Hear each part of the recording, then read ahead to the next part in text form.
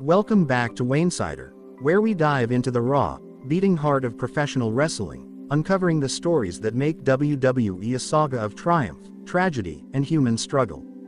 Tonight, we're grappling with a loss that's left the WWE Universe in tears, a tragedy that's as personal as it is profound. Triple H, the architect of WWE's modern era, is mourning the passing of Liv Morgan, a beloved superstar who fought a private battle with cancer, revealed only after her untimely death at 31. This story isn't just about grief, it's about the emotional history of ambition, pressure, and silent resentments, punctuated by a shocking attack that haunts her final days.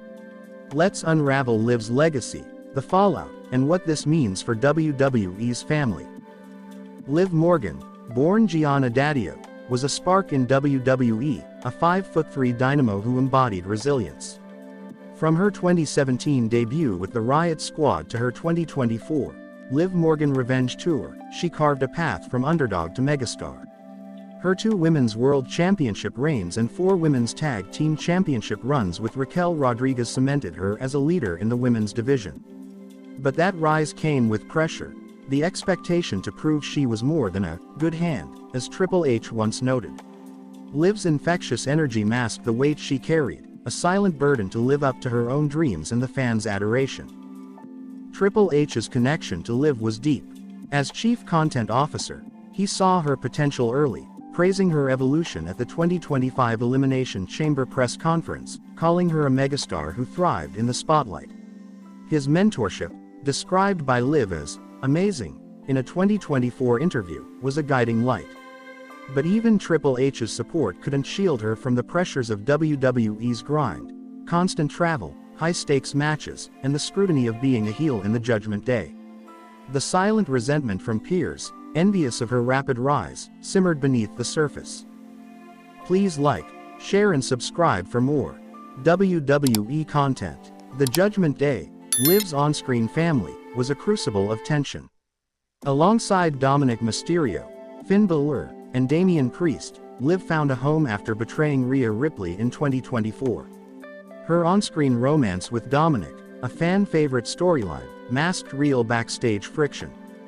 Balor and Priest, both former champions, quietly resented Liv's spotlight, especially after she won the inaugural Women's Crown Jewel Championship.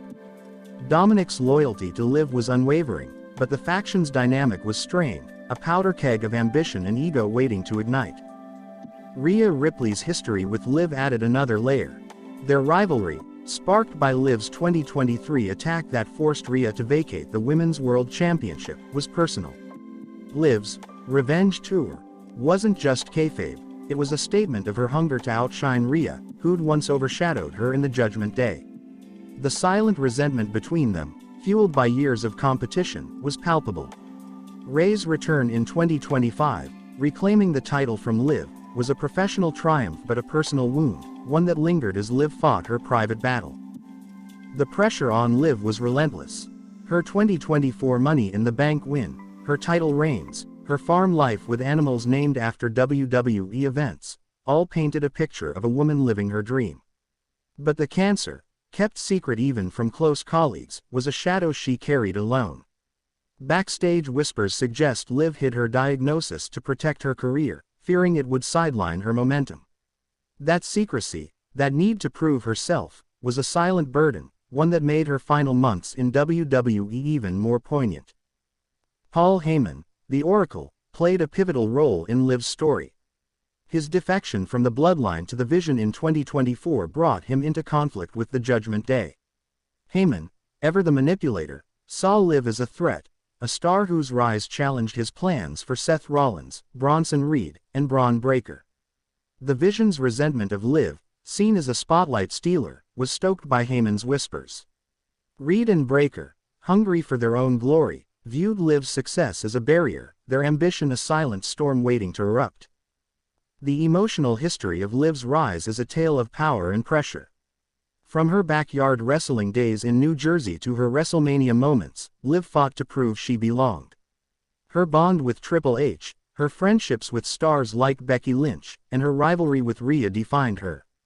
But the silent resentments, from the Judgment Day, from the Vision, from a locker room that sometimes saw her as just a cheerleader turned wrestler, built a tension that would explode in her final weeks, a betrayal that adds a bitter edge to her loss.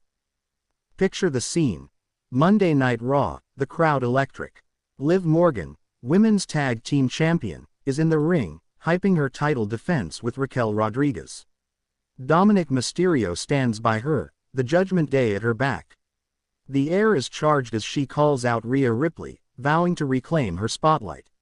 The Vision appears on the ramp, Rollins smirking, Heyman scheming, Reed and Breakker radiating menace. The crowd senses the tension, chanting, "Liv's gonna kill you," as the staredown intensifies. Then it happens, the attack. Bronson Reed and Braun Breakker charge, their resentment unleashed. Reed's tsunami flattens Liv, a devastating blow that shakes the ring. Breakker follows with a spear, his Steiner Fury leaving Liv crumpled. Dominic tries to intervene, but Balor and Priest hold him back, their loyalty to the Judgment Day wavering. Heyman claps, his grin twisted, as the crowd gasps, some screaming, others stunned. Liv lies motionless, blood on her lip, as the screen fades to black, leaving the WWE Universe in shock. The news of Liv's passing comes weeks later, a gut punch to the WWE Universe. Triple H, voice